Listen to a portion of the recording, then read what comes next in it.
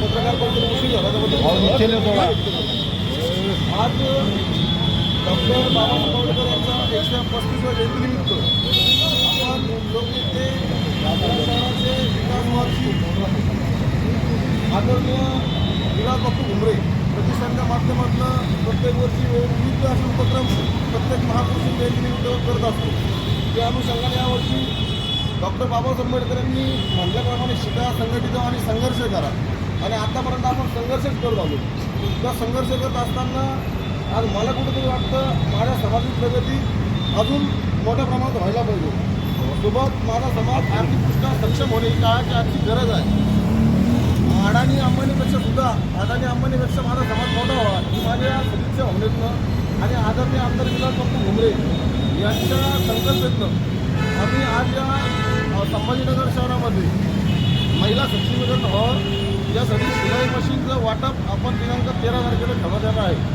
तर मी आजच्या पत्रकार परिषदेच्या माध्यमातून आपल्या सर्व पत्रकारांच्या माध्यमातून तेथील सर्व महिला माझ्या बहिणींना विनंती करेल की ज्या ज्या महिलांना खरंच शिलाई मशीनची गरज आहे, ज्यांना आर्थिक दृष्टीनं दोन कुठेतरी मोठं व्हायला पाहिजे, सामाजिक प्रगती व्हायला पाहिजे अशी माझी भावना आदरणीय आमदार विलास बापू घुमरेंची भावना आहे. त्यासाठी आपण देत आहोत. तर माझा नंबर 70 58 28 28 95 सर्वांपर्यंत नंबर आहे. सर्वांपर्यंत माझ्या व्हॉट्सअप, फेसबुक, इंस्टाच्या माध्यमातून मी पोहोचवलं आहे. ज्यांना कोणता खरंच करत असेल त्यांनी माझे संपर्क साधावा. आतापर्यंत माझ्याकडे कमीत कमी 150 महिलांनी संपर्क साधलेला आहे आणि त्यापेक्षाही अधिक जास्त मोठ्या प्रमाणात आपण जास्त शिलाई मशीन वाटप करून या इथे माझ्या बहिणीचं कुठेतरी सक्षमीकरण व्हायला पाहिजे, एक प्रगती व्हायला पाहिजे या माध्यमातून आपण कार्यक्रम घेत आहोत.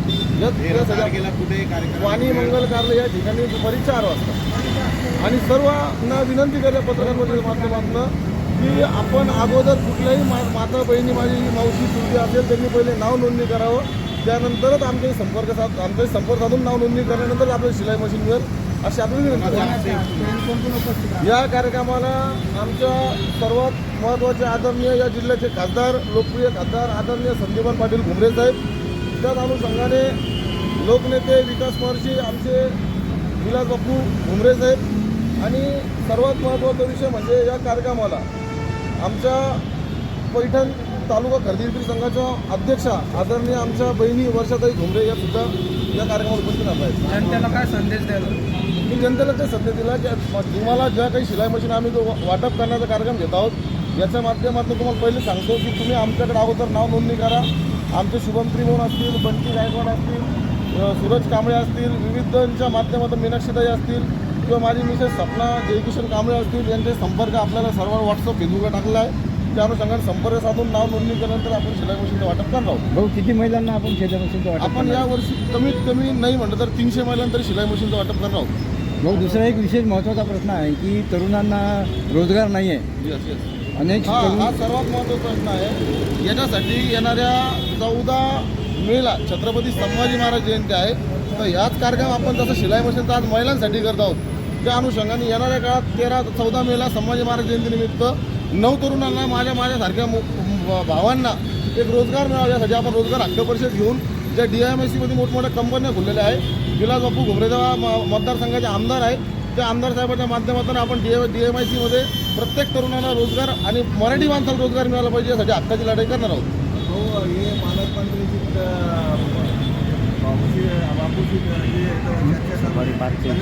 कार्यक्रम घेत आहे तुम्ही कुठेतरी असं वाटतं हे पालकमंत्र्यांचेच कार्यक्रम म्हणजे मला लक्षात नाही आलं बापूची चर्चा पालकमंत्री होणार.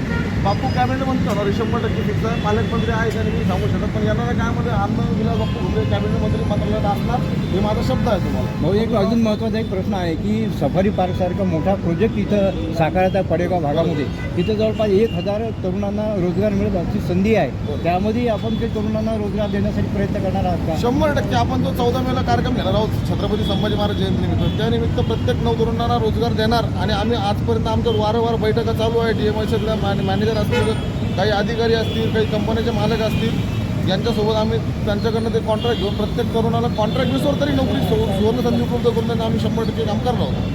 महानगरपालिकेचे कॉन्ट्रॅक्ट असतील त्यामध्ये 100% आम्ही 14 मेला आपण तो कार्यक्रम दिसत तुम्हाला माहिती आहे आपले कार्यक्रम कोणत्या पद्धतीने असतात त्या अनुषंगाने मी तुम्हाला माहिती जो दिलेले शब्द पाहण्याचं काम करतो असं जयकिशन कांबळे आणि कार्यक्रम घेतले तुम्ही हा कार्यक्रमामध्ये काय आलं कार्यक्रम आहे हा आगळा वेगळा म्हणजे लक्षात घ्या ना, मानव समाज बाबासाहेबांनी शिक्षण संघटित व्हावं, संघर्ष करा त्यावेळेस सांगितलं. आपण शिक्षण घेतलं, संघटित झालो, अखंड वर्ष संघर्ष केला, पण आजही माझा समाज कुठं विखरलेला दिसतो ना. आज माझ्या बहिणीच्या हाताला काम नाही, कुठेतरी ती भांडे कामाला जाते, तिला त्यातनं रोजगार मिळत नाही, कुठं हॉस्पिटलला जॉब करते. तर त्या महिलेला एक शिलाई मशीन मिळते, आज 10-15 हजार रुपये तिच्या हाताला रोजगार मिळतो ना. आणि त्या रोजगारच्या माध्यमातून त्याला महिन्याचं उत्पन्न 25,000 रुपये मी कमवू शकतो. हा वेगवेगळ्या उपक्रम आहे ना समाजामध्ये, महाराष्ट्रामध्ये कुठेतरी एक चांगलं संदेश आहे या माध्यमातून. समाजामध्ये अनेक नेते आज माझ्यासारखा छोटा कार्यकर्ता, माझ्याकडे काय पैसा आहे का धंदावलं हे काय, पण माझी ही अपेक्षा आहे का मी जर शून्यातून विश्व निर्माण केलं आहे. मी सायकल घेतो असताना, रिक्षाने घेताना, आज कुठेतरी फॉर्च्युनरमध्ये घेतोय, काम झालं तर मी पैसे कमवतो. तसंच लोकांना महिन्यातून पैसे द्यावं हा उद्देश, आमचा उद्देश समाजापर्यंत जायला पाहिजे. माझ्यासारख्या अनेक नवतरुण हा उपक्रम राबवा ही माझी सदिच्छा त्यांना. समाजामध्ये अनेक नेते आहे, मोठे झालेले आहे, पण समाजाकडे लक्ष नाही त्यांचं. पण तुम्हाला ते मोठे नेते आहेत, आपण जमिनीवरचे लोक आहेत. जमिनीवरचं असल्यामुळे जमिनीवरच्या कार्यकर्त्याला जमिनीवरच्या कार्यकर्त्याची एक जाणीव असते, या अनुषंगाने आपण करतो. जयकिशन कांबळे नावाचे व्यक्तिमत्व एक लढाऊ व्यक्तिमत्व म्हणून औरंगाबाद शहरामध्ये प्रसिद्ध आहे. 14 एप्रिल बाबासाहेबांची जयंती आहे, आपण धुमधडाक्यात उत्साह साजरी करणार आहोत, पण डीजेचा आग्रह का धरला जातो? डीजेचा आग्रह आज माझ्यासारख्या तरुणाला सुद्धा वाटतो. वर्षातून एकदाच कार्यक्रम असतो, बाबासाहेबांची जयंती असते, आणि कुठेतरी तो कार्यक्रम एकदम थाटामाटात व्हायला पाहिजे. पण कुठंतरी माझं तरी एक मत आहे, सगळ्यांची विनंतीनुसार मी जरा एक प्रोत्साहन देणार नाही, कारण की चुकीच्या गोष्टी समर्थन करणं हे योग्य नाही. परंतु कुठंतरी आता जे जुनं जसं नृत्य राहायचं पारंपरिक पद्धतीचं, त्या पद्धतीने व्हायला पाहिजे असं मला वाटतं.